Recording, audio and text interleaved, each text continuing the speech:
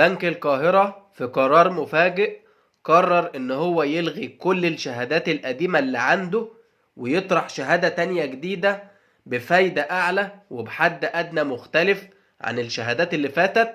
فتعالوا بقى نتكلم عن كل اللي حصل في بنك القاهرة عشان عملاء بنك القاهرة يبقى عارفين البنك بتاعهم رايح على فين، والعملاء الجديدة تشوف تفاصيل الشهادات في بنك القاهرة وتقرر بقى هتستثمر فيه ولا لا. يلا بينا.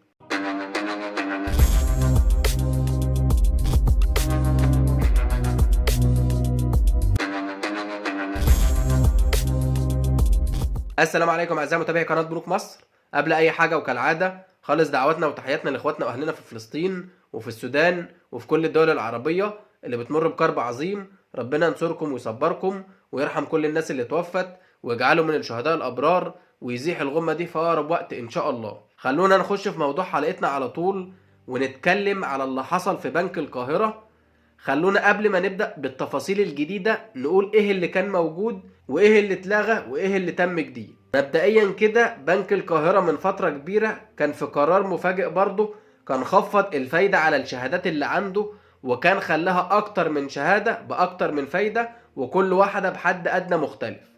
الشهادات اللي كانت موجودة في بنك القاهرة الفترة اللي فاتت كلها كان عنده 3 شهادات، شهادة ب 17% بحد ادنى 1000 جنيه، وشهادة تانية ب 18% بحد أدنى 100,000 جنيه، وشهادة تالتة ب 19% بحد أدنى مليون جنيه.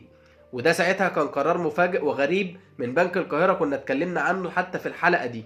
طيب بنك القاهرة بقى الجديد دلوقتي قرر ان هو يلغي الشهادات دي كلها، وقرر ان هو يزود الفايدة على الشهادات دي ويخليها في شهادة واحدة. تفاصيل الشهادة الجديدة ايه؟ هي شهادة ثلاثية المدة عليها 3 سنوات، العائد على الشهادة دي عائد 20% سنوي.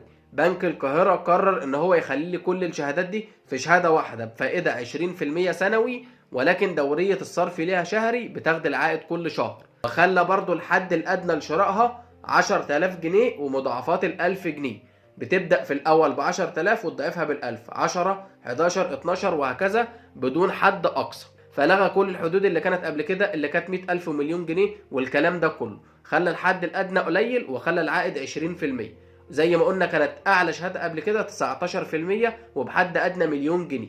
الشهاده الجديده تقدر تستردها بعد مرور 6 شهور من بنك القاهره، قبل مرور 6 شهور ما بتقدرش تستردها، وايضا تقدر تقترض بضمانها بنسبه تصل الى 90% من بنك القاهره. طيب عشان الناس اللي هتسال برضو يا جماعه، اللي حصل في بنك القاهره ده على العملاء الجداد، لان سواء الشهادات القديمه اللي كانت 17 18 19 دي واتلغت او الشهادات الجديده دي شهادات طبيعتها ثابته، الفايده بتفضل ثابته عليها طول المده.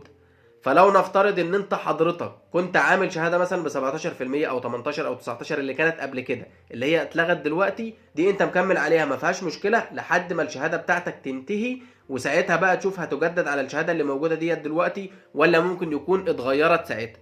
فالناس اللي عامله الشهادات قبل كده مش هيتغير عليك اي حاجه، لان الشهادات دي العائد عليها ثابت. معلش احنا بنكرر تاني عشان الناس ما تتوهش مننا. طيب ليه احنا بنقول الكلام ده كله؟ عشان انا عارف ان في ناس هتيجي تقول يا عم 20% ايه ده، البنك الاهلي وبنك مصر فيه متدرجه 30 25 20 وفي اللي هي لمده سنه 27 او 23.5% شهري. انا بقول الكلام ده ليه؟ عشان بالاخص الناس اللي هم عملاء بنك القاهره وزي ما قلنا كانوا عاملين شهادات قبل كده. الاغلب هتلاقي ناس كتير او عملاء كتير من بنك القاهره الشهادات بتاعتها هتنتهي قريب والشهادات دي بتجدد تلقائي، فالبنك هيجددها على الشهاده الجديده اللي هي دلوقتي ب 20%. فطبعا حضرتك اما تعرف ان الفايده دلوقتي في بنك القاهره مثلا 20% وفي بنوك تانية بتدي مثلا فايده اعلى، فانت ممكن ما تخليش الشهاده بتاعتك تجدد وتروح تسحبها وتروح بنك تاني، او عاجبك مثلا بنك القاهره والفايده ال 20% تكمل فيه زي ما انت عامل بضمان الشهاده بتاعتك كارت مشتريات او قرض، تروح تسده مثلا قبل ما الشهاده تجدد عشان تاخد فلوسك وتشوف هتستثمر في بنك تاني ولا لا، وهكذا. وعشان برضو العملاء الجديده تشوف بنك القاهره الشهادات اللي عنده وصلت لايه وتقرر هتستثمر عنده ولا لا. وفي النهايه لو انت يا سيدي مش مستفاد من الحلقه ديت وما طلعتش منها باستفاده، اعذرنا ومعلش خليها عليك، في غيرك برضو اكيد هيستفاد منها، وفي عملاء بنك القاهرة محتاجين يسمعوا الكلام ده، وفي عملاء جديدة محتاجين يشوفوا ايه اللي تم في بنك القاهرة.